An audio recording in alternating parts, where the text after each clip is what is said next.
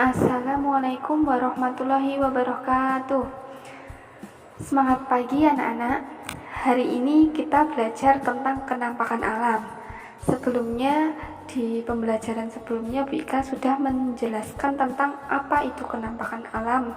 Nah, kenampakan alam ada dua macam, yaitu kenampakan alam wilayah daratan dan kenampakan alam wilayah perairan.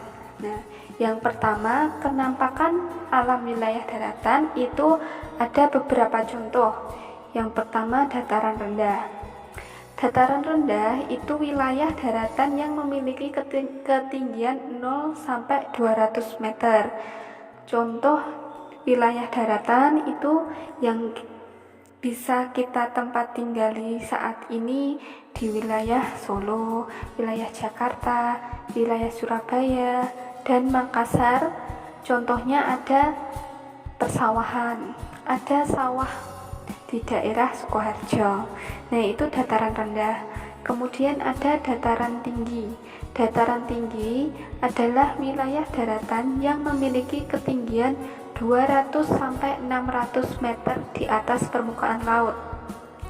Contoh dataran tinggi di Indonesia itu ada di Dieng, Jawa Tengah, dataran tinggi Dieng. Kemudian ada dataran tinggi Gayo di Aceh, dataran tinggi Minahasa di Sulawesi Utara. Biasanya dataran tinggi ini memiliki cuaca yang dingin. Kemudian yang ketiga yaitu bukit dan perbukitan.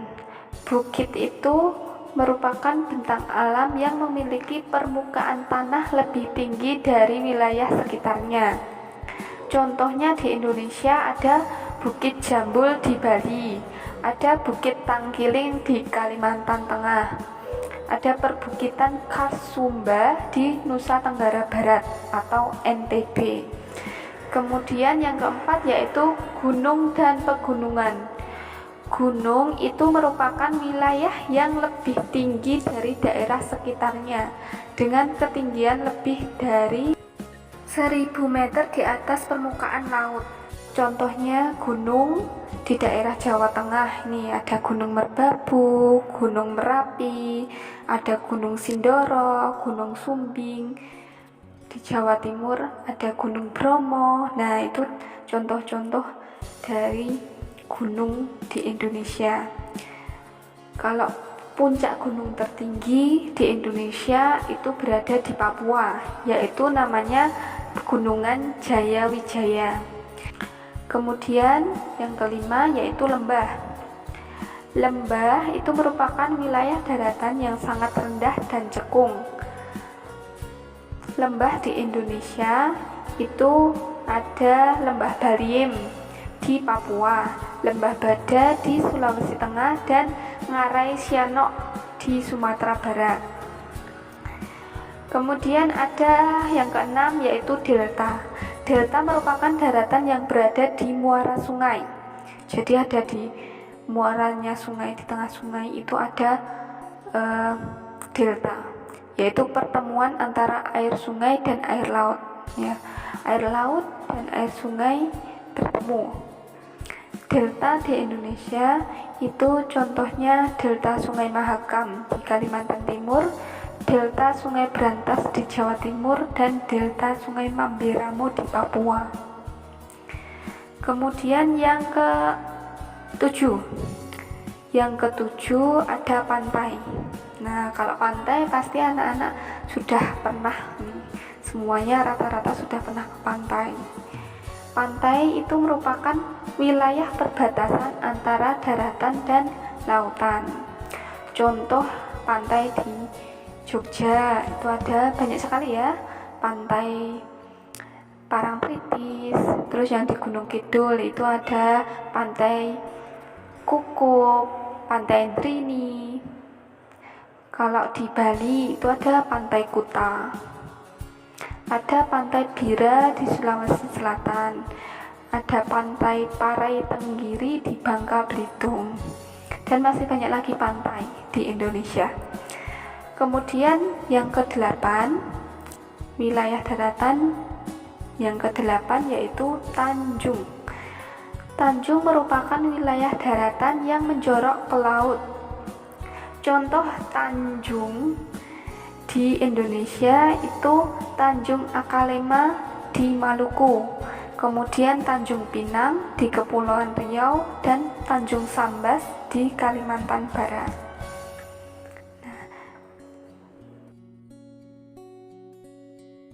Sekarang penampakan alam di wilayah perairan. Yang pertama ada danau.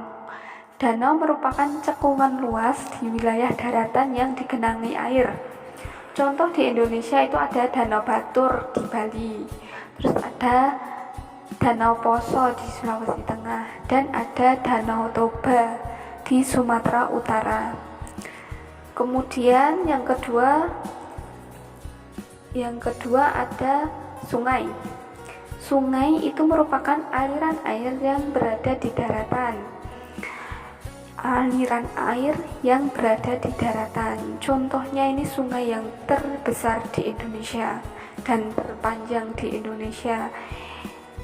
Sungai Musi. Sungai Musi ini memiliki panjang kurang lebih 460 km. Nah, berada di Sumatera Selatan. Masyarakat di sini itu memanfaatkannya untuk dijadikan restoran atau pasar terapung dan wilayah pencarian ikan. Jadi ada pasar-pasar yang berapung di wilayah sungai itu. Kemudian ada Sungai Kapuas di Kalimantan Tengah. Di Solo juga ada, yaitu Sungai Bengawan Solo. Sungai Bengawan Solo ini dari Jawa Tengah sampai Jawa Timur. Sungai terpanjang di Indonesia.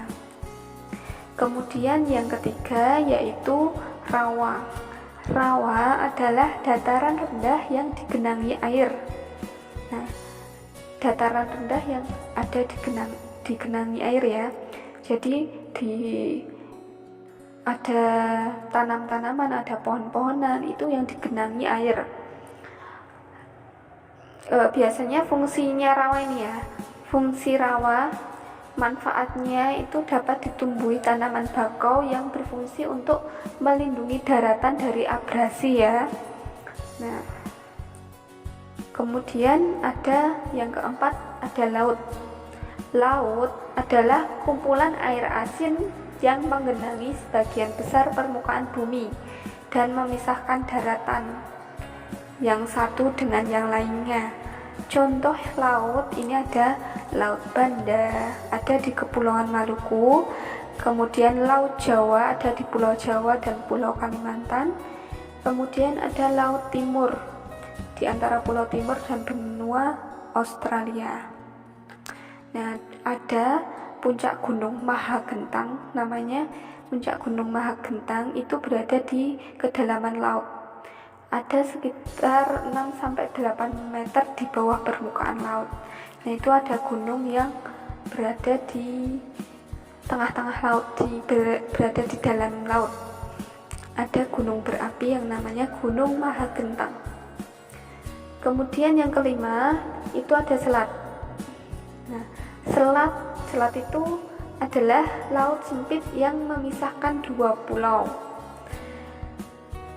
yang berdekatan ya, saling berdekatan, itu kemudian berpisah menjadi selat. Contoh selat ini ada Selat Sunda. Selat Sunda itu berasal dari Pulau Jawa, di antara Pulau Jawa dan Pulau Sumatera. Kemudian Selat Gaspar di antara Pulau Bangka dan Pulau Belitung. Ada lagi Selat Bali.